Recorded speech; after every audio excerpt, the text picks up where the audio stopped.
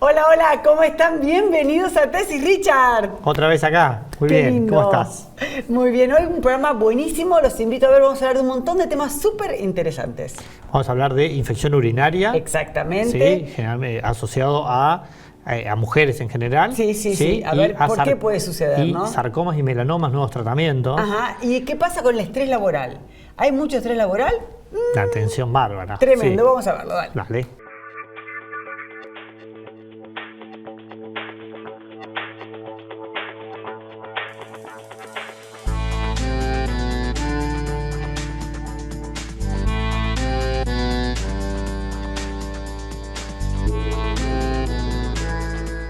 Bueno, Richard, vamos a hablar ahora sobre infección urinaria, un tema bastante recurrente tanto en mujeres como en varones. Estamos con la doctora Lucila Paván, ella es uroginecóloga del Hospital Italiano. Lucila, un gusto tenerte. Muchas gracias por la ¿Y invitación. qué es una infección urinaria, básicamente? La infección urinaria es el síntoma que manifiesta la paciente de ardor al orinar o de tener que ir frecuentemente al baño, y eso confirmado en ciertas poblaciones, en ciertos pacientes con un urocultivo. Esto lo aclaro porque muchas veces hay síntomas de ardor o molestias cuando uno hace pis y no siempre son infecciones urinarias. Okay. Por eso muchas veces tenemos que examinar a la paciente para descartar otras cosas y hacer un urocultivo para confirmar que tengo una infección urinaria. Y los síntomas son parecidos, diríamos, entonces. Es decir, a ese síntoma, digamos, sí o sí, la confirmación es el urocultivo. El urocultivo. Los síntomas pueden ser ardor en el momento de hacer pis, tener que ir a orinar muchas veces, muy frecuente y hacer poca cantidad, dolor en la región de la vejiga, ese tipo de... Ardor, a veces. Ardor Los sobre muchos todo. refieren Ardor, las chiquitas ardor. especialmente ardor, ¿no? Como que les pica, les arde. Sí, por eso siempre es importante examinar al paciente cuando viene a la consulta para descartar que, no tenga ninguna otra alteración, que puede ser una candidiasis, que es flujo vaginal, o herpes en la vulva, Siempre hay otras patologías que pueden producir ardor cuando uno hace pis y hay que examinar y descartar que no sea ninguna otra cosa. Perfecto, entonces, una vez que llegan ¿cuál sería el tratamiento? ¿Cómo sería el diagnóstico y el tratamiento? Las pacientes que consultan, lo ideal es hacerle el urocultivo para poder confirmar que esa es una infección urinaria. Ajá. Eso en general tarda 48 horas en tener el cultivo de la orina. Entonces lo que hacemos muchas veces es que tomen la muestra antes de tomar antibióticos y ese mismo día empezar con el antibiótico. Una vez que tenemos la muestra del urocultivo, lo puede llevar al laboratorio, ya indicarle un antibiótico. Lo importante de remarcar acá es que los antibióticos, los esquemas de antibióticos tienen que ser cortos, no tienen que ser esos esquemas de antibióticos larguísimos. Son tratamientos que tienen que durar entre 3 a 5 días. ¿Para qué? Para evitar la resistencia antibiótica. Muy bien. Es decir, lo que está diciendo es que no tomen una pastilla, se le va el síntoma y dejen de tomar, digamos. Que generalmente es lo que más ocurre en la farmacia. Viene y dicen, muchas veces dicen, a mí me pasa siempre, así que dame, o vienen que ya tomaron lo que les sobró de otro tratamiento, diríamos. Y ahí es donde empiezan a fracasar. Exactamente. En general hay mucha automedicación y eso lo que hace es que los esquemas sean o incompletos o que duren más de lo que deben. Los tratamientos básicamente son entre 3 y 5 días, depende del fármaco que uses. Y también lo que se sabe es que hay mucha resistencia a antibióticos, a estos antibióticos comunes que se dan en la farmacia o que las pacientes adquieren. Por eso es importante tener el urocultivo para poder tratar de ajustar qué antibiótico es, en el caso de que haya resistencia, y sobre todo para poder indicar el antibiótico que sabemos que hay menos resistencia o que puede generar menos resistencia a ciertas bacterias. Capaz parece una pavada lo que pregunto, pero está bueno chequear. ¿Qué pasa con el tema de estos jugos que dicen toma determinada frutilla o tomar arándanos o toma esto, lo otro, que ahí no vas a tener? ¿Es mentira? ¿Es verdad? No, realmente, hay muchas cosas estudiadas en la literatura de cuál es la mejor manera de evitar las infecciones urinarias y no está demostrado que ni el jugo de arándanos, ni los probióticos, ni ninguna otra cosa sirva efectivamente. Lo único que está demostrado en las mujeres que ya no menstruan más, que están en la menopausia, es la utilización de estrógenos locales. ¿Por qué? Porque la uretra de la mujer es muy corta, mide 3 centímetros. Normalmente en la vida reproductiva, cuando menstruamos, tiene pliegues. Esos pliegues evitan las infecciones urinarias. En la menopausia, al no tener esos pliegues que ayudan a evitar el ascenso de los gérmenes, con estrógenos locales ayudamos a evitar la infección. Entonces, lo único que está demostrado son estrógenos locales. ¿Y que se inyectan? No, vienen en crema. En crema o en óvulos. Ok. Son solo locales a nivel de la vagina. ¿Sí? Ok, perfecto. Es decir, que la infección viene directamente por una cuestión higiénica de la zona o de contaminación. Las infecciones urinarias en la mujer en general son de la propia flora intestinal. La Escherichia coli es el germen más frecuente. Se produce por un ascenso desde la materia fecal hacia la uretra y contamina la vejiga. Digamos, lo que sabemos es que no tiene que ver con mala higiene o no, sí con la higiene excesiva. La higiene excesiva, usar el bidet excesivamente cada vez que vamos al baño, usar toallitas húmedas del bebé para higienizarnos, los protectores diarios. Todas esas cosas causan calor y humedad, alteran la flora normal que tenemos que nos protege y eso hace que sea más fácil para los gérmenes comunes propios del cuerpo ascender y contaminar la vejiga. ¿Y es contagioso en una relación sexual la infección urinaria o con toallas o tiene algún tipo de contagio? No, las infecciones urinarias no se contagian. Lo que sí puede pasar con las relaciones sexuales es que hay movilización de gérmenes y esa movilización de gérmenes produce la infección urinaria. Muchas veces las infecciones urinarias se asocian directamente a la relación sexual y son pacientes que dicen 2 o 3 días después de tener relaciones tengo infección urinaria, pero depende de la movilización de gérmenes, no porque se contagie. No es una enfermedad de transmisión sexual. Perfecto.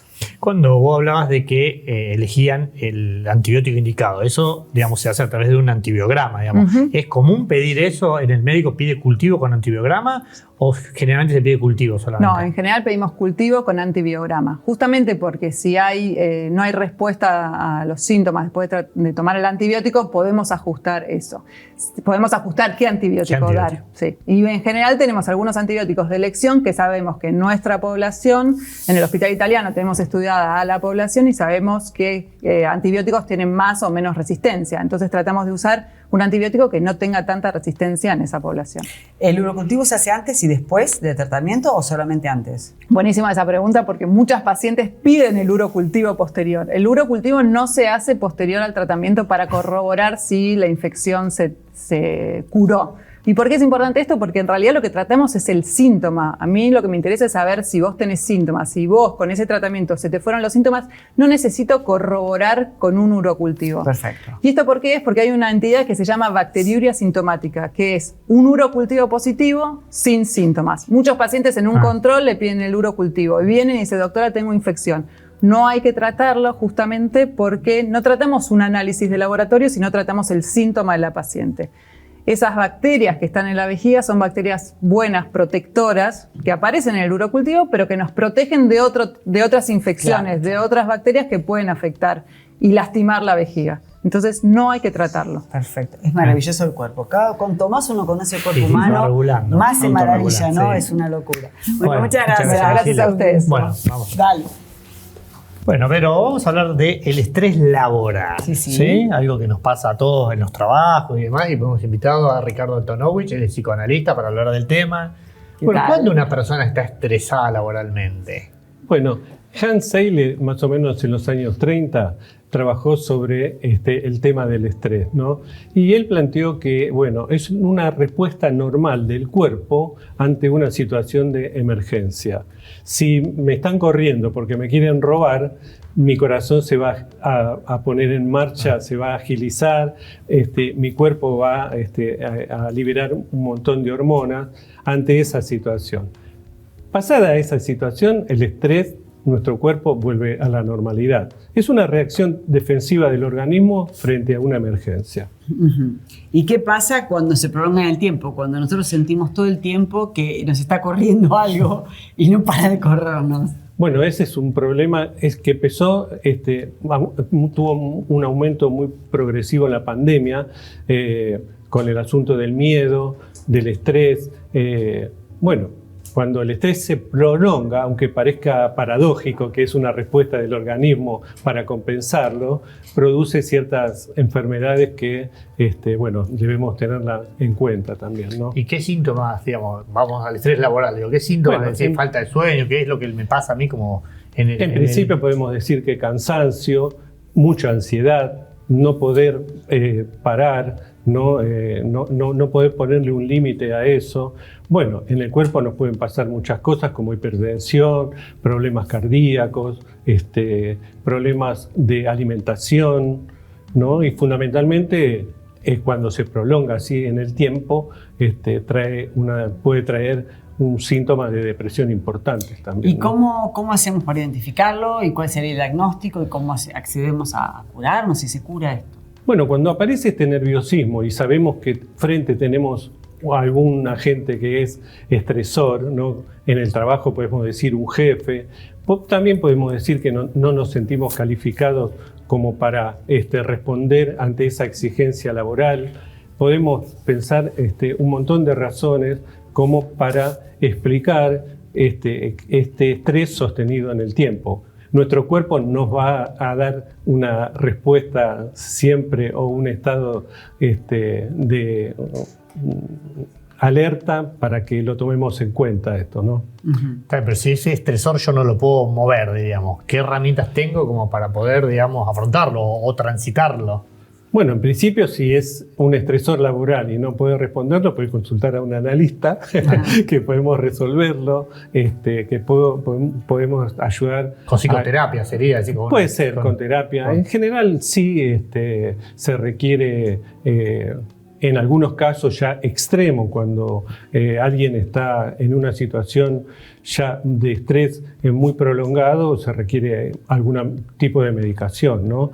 Ancestralmente los seres humanos no nos gusta algo que tiene que ver con el dolor, ¿no? No nos gusta el dolor, no estamos preparados para el dolor, entonces el ser humano empieza, el que está con mucho dolor, a tomar alguna medicación, ¿no? O un analgésico.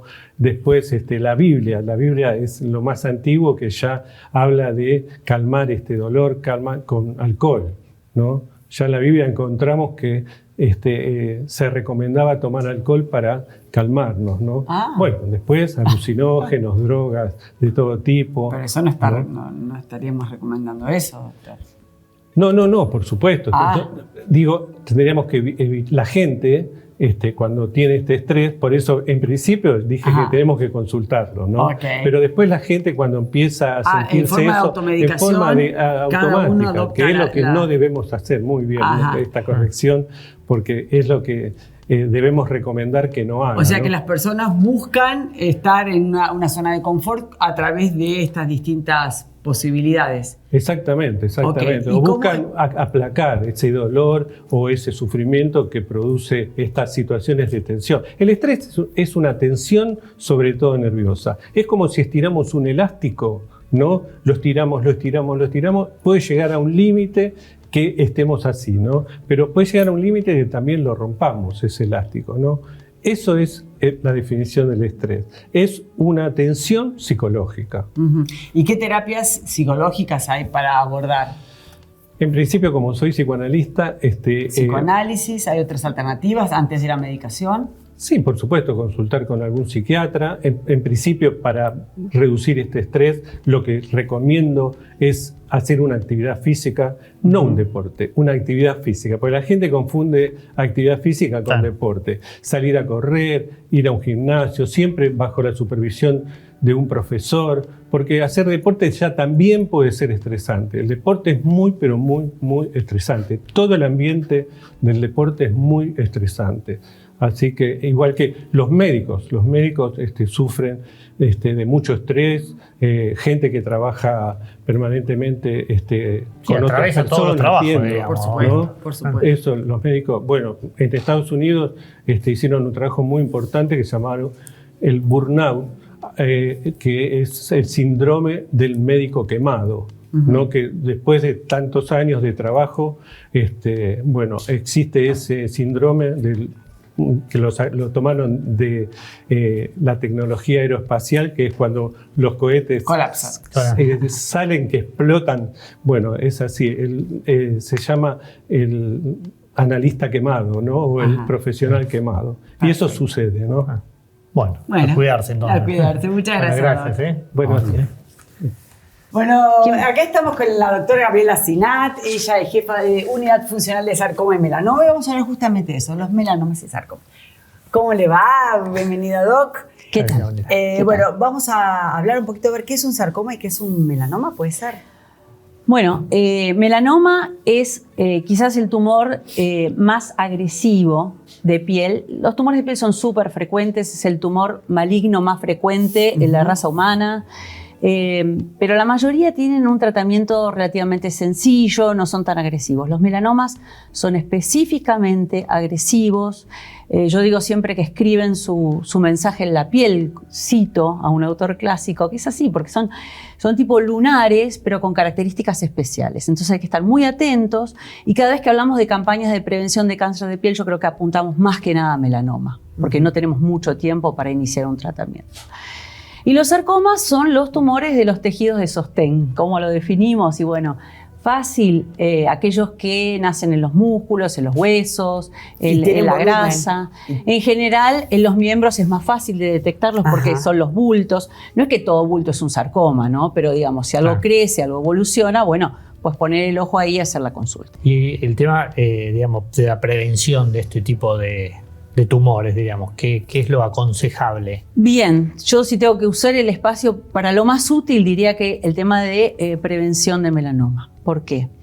Porque sabemos que está relacionado con la exposición a rayos ultravioletas. Importante, no al sol solo, sino ultravioletas, las camas solares, hay otras formas de radiaciones ultravioletas. Entonces, lo que solemos escuchar mucho es el tema de la pantalla solar, ¿no? Bueno, pantalla solar, pero lo más importante es buscar la sombra en los horarios claves. Esa información está en todos lados. Yo invito a la gente que se meta en Fundación Cáncer de Piel, por ejemplo, cuáles son los horarios buenos, cuáles son los horarios malos. En realidad, así lagartear, como digo, tirarse así a tomar sol no es bueno, pero en líneas generales hay horarios peores que otros. El otro tema es la ropa. La gente siempre pone la pantalla por encima de todo eso, pero la ropa, ahora hay ropa especial para protección de UV, pero en línea general es ropa. O sea, si ustedes viajan, por ejemplo, a países de la zona del Caribe, la gente ya sabe que el sol le hace mal y que lo envejece.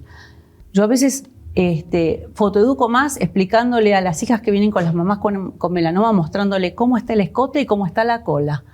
La piel está absolutamente diferente. Tenemos mujeres de 70 años con una cola con piel de bebé y escotes tremendos que parecen lagartos. ¿Y eso qué es?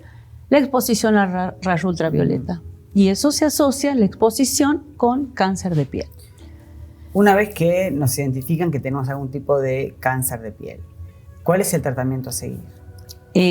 Primero consulta, obviamente, con la persona que corresponde. En general es un cirujano. El cirujano suele extirpar esto, pero puede pasar que este tumor, ya sea en esa instancia o en instancias posteriores, de lo que se llama metástasis, es decir, lesiones secundarias en órganos a distancia. Entonces, ¿qué pasa ahí? En general el paciente ya no es operable, ya no es candidato a cirugía. Y ahí es, digamos, yo creo que uno de los avances más grandes que ha tenido la oncología y que después se trasladó a otro tipo de tumores fue justamente en los tratamientos sistémicos, en los tratamientos que van a todo el cuerpo. Hay dos grandes, digamos, familias de productos. Uno es la inmunoterapia, que, bueno, seguramente, mal que mal, la gente ya estará enterada, no solo en melanoma, sino en otros tumores, la eficacia, el impacto que tuvo sobre la sobrevida de estos pacientes. Hace 10 años, en melanoma avanzado, es decir, inoperable, hablábamos de meses. Cuando yo hablaba con el paciente o con el familiar que realmente querían saber el pronóstico, en general hablábamos de meses de vida. Y ahora podemos decir los pacientes que llegan a sobrevivir 5 años, antes hablábamos de meses, están arriba de 1/3 esos pacientes, entre 1/3 y la mitad de los pacientes. O sea, lo que ganamos, obviamente que estamos muy lejos de lo ideal, ¿no es cierto? Pero esto fue gracias a la inmunoterapia y otra familia de tratamientos que se llaman blancos moleculares, que son medicinas personalizadas. La mitad aproximadamente de los pacientes que tenemos en nuestro centro cuentan con esa característica y que también se benefician y han logrado prolongar significativamente, pero muy significativamente, la sobrevida de los pacientes con respecto a lo que era 10 años o menos. ¿Sí? Y esos tratamientos están en Argentina, diríamos, están Estos accesibles. tratamientos están en Argentina y ¿sabes qué es lo interesante también? Y también, yo creo, como esto es un programa de divulgación general, los tenemos en todo el mundo gracias a la investigación clínica. En nuestro país, afortunadamente, tenemos grupos de trabajo en investigación clínica al mismo nivel que en los países del primer mundo. Entonces, muchos de nuestros pacientes pudieron acceder a esas medicaciones a través de programas de investigación que no hubieran accedido porque todavía no estaban aprobados acá. Entonces, desmistificar que el tema de ensayos clínicos es donde nosotros utilizamos a los pacientes como ratitas de laboratorio, porque no existe todavía acá la cultura de participación en un ensayo clínico y yo creo que es muy importante ir hablando de eso, ¿no? Perfecto. Y cuando un paciente toma este tipo de medicación, ¿tiene que tener cuidados especiales, el entorno familiar, diríamos todos, o son medicación que directamente inocua para lo que es el entorno? A ver, no, esta medicación, esta nueva, digamos, que estamos hablando hoy, que por ahí quizás nos convoque, ¿no? Porque todas las novedades son convocantes y ayudan a la difusión. Esta medicación es por vía oral, es un trabalenguas, vinimetinib más encorafenib. Son de nombres difíciles siempre. Sí, siempre de nombres difíciles. Pero para el entorno no presenta ningún problema. Para el paciente tienen la ventaja de que es por vía oral. Y por supuesto sí está asociado con eventos adversos como cualquier medicación. Yo también le digo a la gente, está bien, es medicación oncológica, pero uno lo asocia más a eventos adversos, pero no tiene nada que ver con quimioterapia, ¿no? Eso también es importante puntualizar. Perfecto. Bueno, muchísimas gracias. Gracias a ustedes. Bueno, Gracias volvemos. por el Dale. espacio.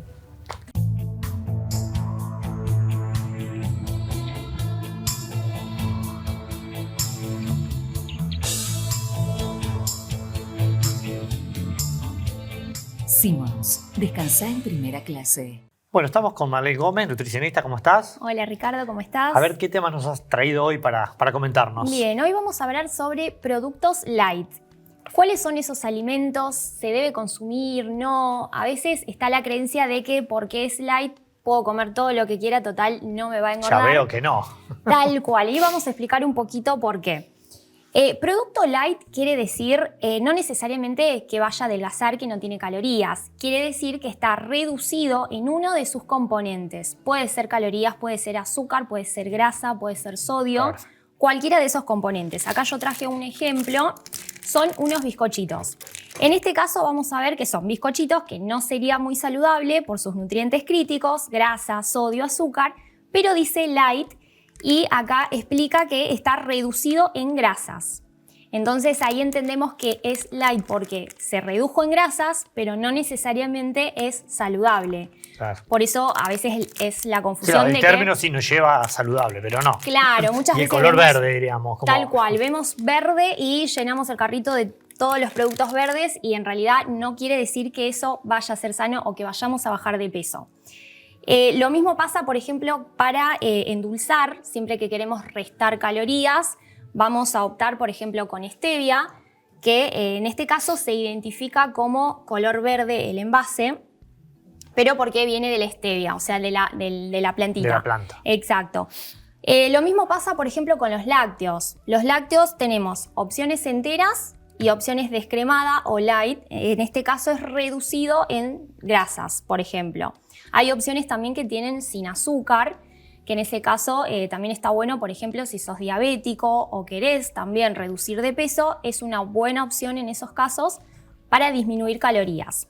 Si, por ejemplo, estamos en un plan de mantenimiento y me decís, bueno, ¿cuál conviene, el yogur entero o el light? Da lo mismo, porque en realidad lo que nosotros queremos son sus nutrientes, entonces no nos vamos a llevar tanto por sus calorías.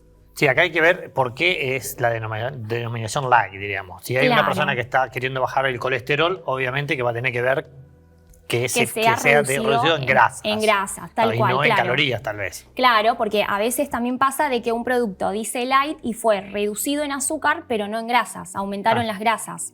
o disminuyen las grasas y aumentan los azúcares. Sí, o empiezan a haber grasas hidrogenadas y demás que tampoco son saludables. Saturadas, claro. Entonces, en ese sentido, sí está bueno chequearle la etiqueta, no guiarnos siempre por lo verde o la palabra light, porque hay más que nada que observar qué ingredientes tiene, qué disminuye.